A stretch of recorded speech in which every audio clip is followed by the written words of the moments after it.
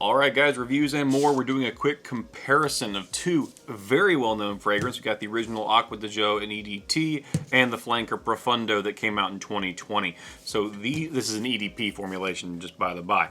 Now, why are we doing this? Well, mainly because there's a chance that you're at a store and you just tried this one and you liked it, and you tried this one, excuse me, and you also liked it. So now you got to kind of figure out, well, what's the best case use scenario for these fragrances? What is the goods and bads, the pros and cons of each one? Will one outweigh the other? Is there just something that makes this one better than this one, etc. for you? And I'm hoping I can help you out with that. So if I do help you out, please hit the like and subscribe button, because that does actually help out the channel. So first up, let's talk about the stuff that has nothing to do with the smell of the juice inside either one. Both have the same kind of bottle, easy for travel, easy for putting inside of a bag, gym bag, whatever you want to do. So there's no real difference in presentation there outside just the coloring of the actual bottles. I think this has a regular atomizer and this one's pressurized, but that's a minuscule issue. It's not really functional to the smell. Price-wise, this one on Joma Shop you can get for about 70 bucks for 100 mil. Same size with this one. I'm sorry, this one's 70. This one will be about 100 for the same size. But this one's an EDP, so a higher concentration of the fragrance oil than this one. This one's also substantially older, at nearly 30 years old. I think it came out in 1996, don't quote me, and this one came out in 2020. So it's a little newer, so there's a slight premium based on that. From there, we need to talk about the notes, and we'll do age before beauty. So first up, Acqua di Gio EDT. This you're gonna see it pop up, and you can pause it and take a look at it while I talk about it.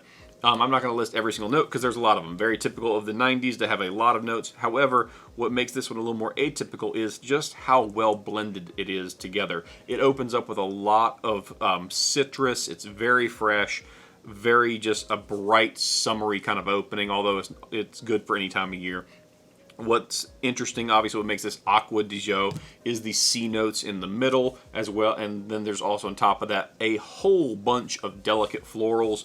No, there is no one single floral that stands out, and that's by design. It's very well blended together. You don't go and, oh my gosh, that's like ocean plus rose. That's not what you're going to get from this. It's just a whole package, well blended, overall just top tier quality blending of the various fragrances and the notes. And then you get base notes of musk, cedar, oakmoss, patchouli, just some long lasting, easygoing, basic kind of dry down notes that are going to last the longest. Then you got this guy over here. This one is much simpler, although it's also very different. The commonality between these two is going to be the C notes, aqua, duh. Then you get with the top notes of C notes, aquazone, bergamot, and green mandarin. So you got some opening notes of marine.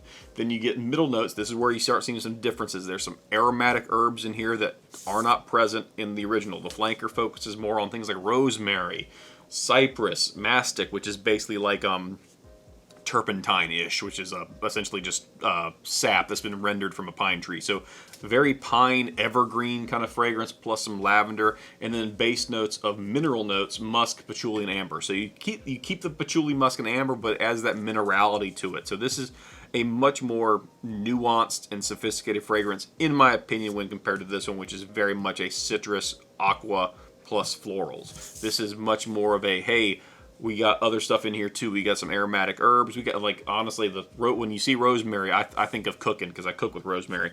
So it's a very different kind of projection of fragrance.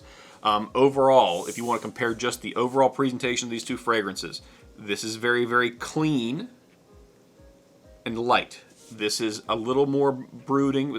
They're still both very mass appealing, so don't get me wrong there. And this is a little more sophisticated.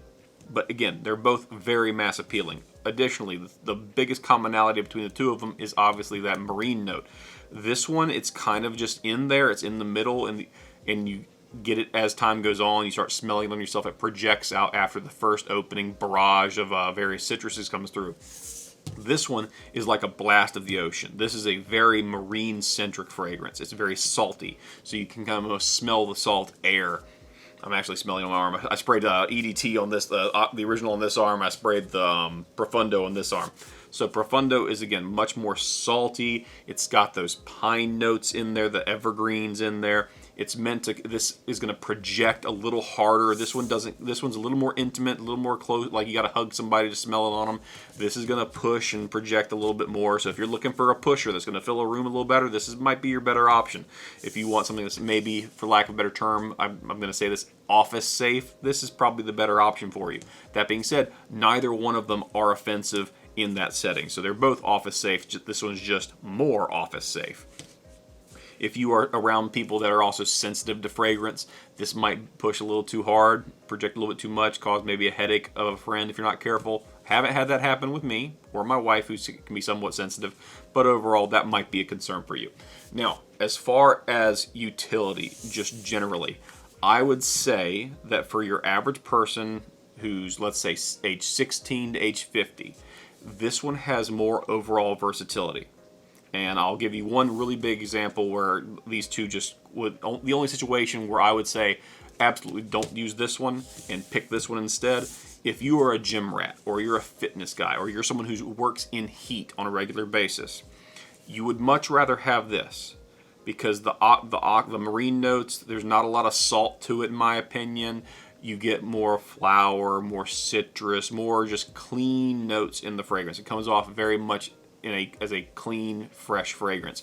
Again, this one's more nuanced. It's got more minerality, more salt, more stuff that you might not want to combine with the smell of sweat. So if you work in the heat, if you are going to the gym, if you had the choice, you're going to pick this one every time. This one that goes in your gym bag. You don't want to stink and smell like salt plus body odor.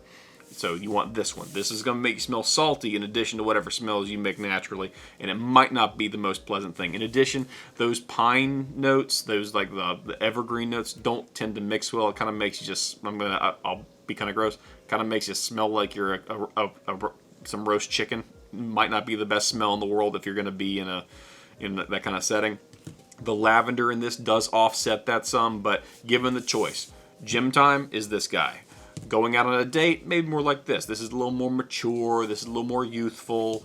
That's kind of where you're going to be at. So if you're really looking at saying, I need something that is just no matter what, I'm safe to wear this in any situation, meaning I just want the broadest possible spectrum, the most use, it's this guy. This is going to give you the most use. If you're looking for, I want to make sure I always smell unabashedly masculine, this guy's a little more masculine, so it's a little safer. If you're buying this for someone and they're not really into fragrances and you're like, man, I really want to make sure they like it, you can probably be safer with this one than with this one. That being said, either one is probably going to work. Just keep that in mind. These are both heavily mass appealing. So just keep that in mind. They're both mass appealing. No one's going to look at either one and say, this one, oh, why'd you get me this? It's terrible. They both smell great. It's just there's a little bit more versatility here. There's a little more projection, longevity here. So you're going to get more performance out of this one, but you're going to get more useful situations out of this one. There is not a single situation in my life where I would not put this on. I could go to someone's funeral, I could go to someone's birthday, I could go to the gym. It doesn't matter. This one's going to be okay. This one might not be appropriate at, let's say, like, again, the gym. But you know what? If someone said, hey, I'm going on a date, which one am I wearing? I'm wearing this one because I'm a little older. It's a little more sophisticated. I'm in control of the environment. I'm not worried about sweating a whole bunch and mixing my unpleasant odors with this very pleasant odor. So I might do that. If I were 16 years old, very young, I'd probably go with this one. It's safer and it's clean. It smells like, I mean, it really, if they could make laundry detergent smell just like this, you'd have people running around the block at Walmart to pick it up. As far as I know, there isn't really a laundry detergent that smells like this, but they could. If someone made a laundry detergent that smelled like this, they might go, ooh, why do your clothes smell like dirty seawater? You might have to deal with that because it's just different. This is a little more sophisticated, a little more mature. This is just very clean and very bright. So I hope that helped you. If it did, again, thank you so much for watching and have a great day. Hit the like and subscribe button as that does help out the channel.